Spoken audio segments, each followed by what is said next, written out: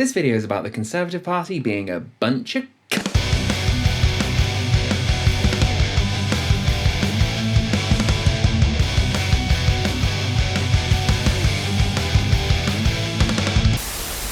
Just before we start, this video hurt to research. It caused me physical pain reading what I've read and listening to what I've heard.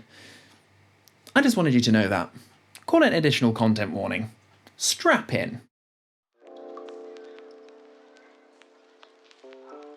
We'll start the video by talking about conversion therapy, or to use the more accurate legal term, it's conversion practices. They're interchangeable, really, so don't worry about it for now.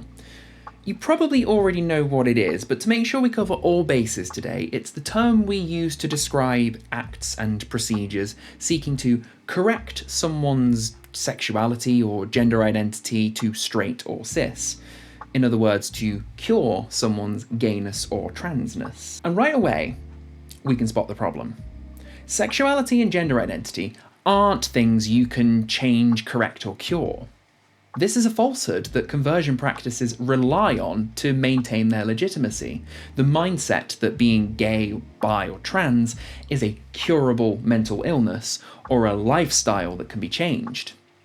It's not. What makes these practices particularly abhorrent is how mentally distressing and oftentimes physically abusive they can be. The methods they use are reported to range from invasive prayer and exorcisms to more extreme procedures like forced food deprivation. And the United Nations even equated them to torture when it was discovered that some cases were utilising electric shock treatment, rape, and submersion. What's worse is that it doesn't do what it says on the tin, because there's no scientific consensus to support it actually working. So when you have a set of dangerous, coercive, and inhumane practices predicated on homophobic and transphobic sentiments that literally do not work, it's unsurprising that there's a wide-scale desire to have them criminalised. But our conservative lawmakers don't give a shit. Conversion practices are still legal in the UK. It was discovered in 2017 that 2% of LGBTQ+ people in the UK have received some form of conversion therapy, with a further 5% having been offered it. To put that into a more tangible context, 108,000 people responded to this survey, so that's about 7,500 people affected by conversion practices. And that's just the survey respondents willing to share this traumatic experience. I bet that there were plenty that felt they couldn't share, and there were probably even more that the survey missed. In response to this data, Theresa May committed to banning conversion therapy in 2018. Boris Johnson then committed to banning it in 2020. In 2021, several government LGBTQ+ advisors resigned as a result of it still not being banned, despite it appearing in the Queen's speech, and in 2022, the initiative was found to have been scrapped, only to be U-turned on almost immediately, because we really mean it this time, we promise! However, now, if it finally passes, sexuality-based conversion practices will be banned, but gender identity-based practices will not. Because of course that's what they set out to do. Of fucking course. The revelation that the government are planning to exclude trans people from this protection has thankfully been met with outrage. Over 100 LGBTQ+ support organisations withdrew from the Safe to Be Me conference. We've also seen statements condemning the exclusion from noteworthy LGBTQ+ charities like the Peter Tatchell Foundation and the Rainbow Project, as well as openly transgender politician Jamie Wallace announcing bitter disappointment. It's a tragedy for the whole LGBTQ+ community that conversion practices haven't been criminalised yet. And it can't be understated just how much this is an arbitrary ideological decision. Remember, this is the same party trying to pass the draconian, anti-peaceful protest police crime sentencing and courts bill. So if you're about to tell me they haven't had the time, or it's complicated, leave. These are complex issues. In 2021, a bunch of MPs, lawyers, and CEOs of LGBTQ+ support organisations came together to write the Cooper Report, a document that comprehensively outlines all requirements and considerations needed to adequately criminalise conversion practices without causing disruption or harm to the LGBTQ+ community and those wishing to constructively aid them. In other words, they did the complex bit for you, Boris. It's well worth a read. There's a lot of potential nuance behind the justifications conversion practices try and peddle, stuff like consent and religious liberty. They're not valid, of course, but it's certainly interesting to look at. I wasn't aware of all the things they mentioned. Now, this report was published October last year, which means it's been around for over 6 months. The solution's there. All the government needs to do is kickstart the process, as it were. So why haven't they? Well, this is why I alluded to this being an arbitrary ideological decision. Because after 4 years of waiting and someone handing them the answers to the riddle, there is no valid excuse. When you look into the original scrapping of the ban, reducing the risk of being seen as singling out an LGBT issue is mentioned, which sort of tacitly proves that's what they were doing, right? And if that isn't purely ideological, I don't know what is. And speaking of arbitrary ideological decisions, a deep, sinister problem lurking in the swamp of our current administration got highlighted big time. The desire to exclude trans people from the protections a ban on conversion practices would afford is, to use the technical term, a dick move. And what Boris did to try and justify this decision? I'm so sorry to everyone hearing this for the first time. I don't think that it's reasonable for kids to be deemed so-called Gillick competent to take decisions about their gender or irreversible treatments that they may have. I just don't.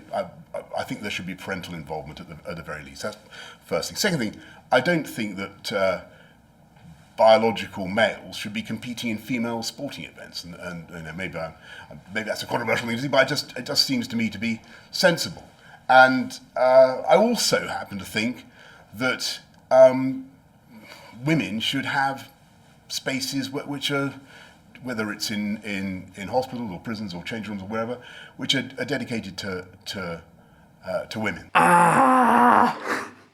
It's like he's got Kathleen Stock whispering in his fucking ear. Ooh, I'll get to you. Just you wait. If you're confused as to why I'm internally combusting on camera right now, on behalf of trans people and their allies, allow me to explain. Everything Boris just said is pretty much word for fucking word the same cloak and dagger rhetoric that prominent transphobes have been using for years in their bid to belittle, demean, and obstruct trans people's right to self-actualise without fear of bigotry and violence. And it's demonstrably a load of old bollocks. Hang on, let me fix this clip real quick. I don't know anything about this issue, so I'm going to keep my big stupid mouth shut. So let's go over this again then, shall we? Number 1, the claim that transgender children are making irreversible decisions is a lie. Surgeries are basically never offered to anyone under the age of 18, save for extremely rare mastectomy cases. Medical intervention is limited to generally safe and reversible puberty blockers, and outside of that, the biggest decision a transgender child can make is to try out a social transition, something they can stop at any time. So, Rowling, Walsh, Boris, you can all shut up. Number 2, the case that trans women shouldn't compete in women's sports rests on the edge of a collapsing snowdrift.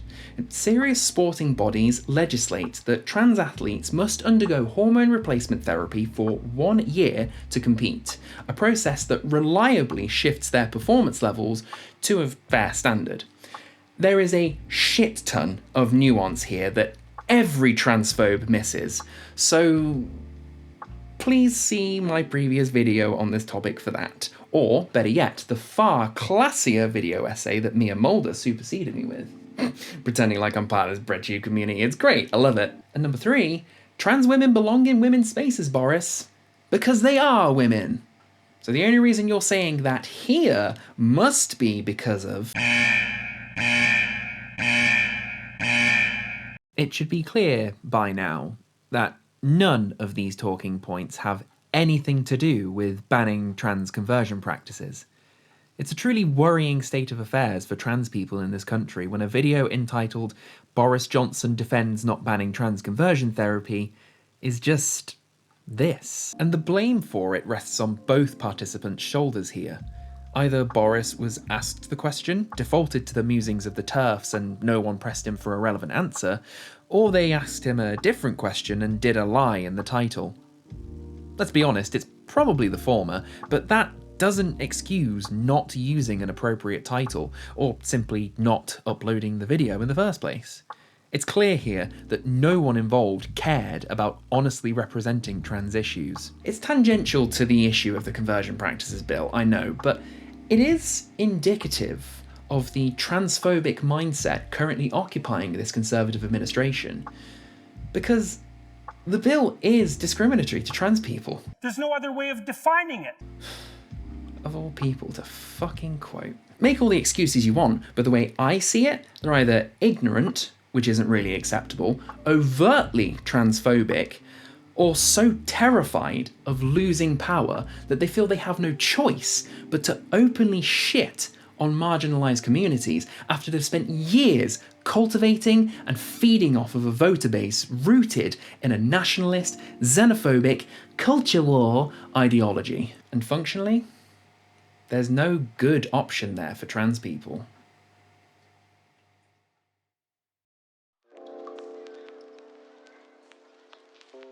I wish I could give some kind of hopeful, happy ending to this video, but unfortunately, the UK is not a great place to be trans right now.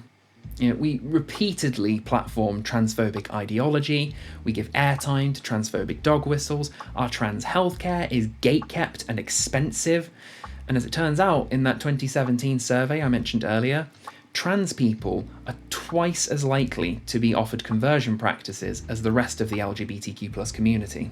And instead of helping out and trying to raise awareness and educate the public on the nuances of trans issues, our government seems happy to just encourage it. I should be fair and say it's not 100% bad.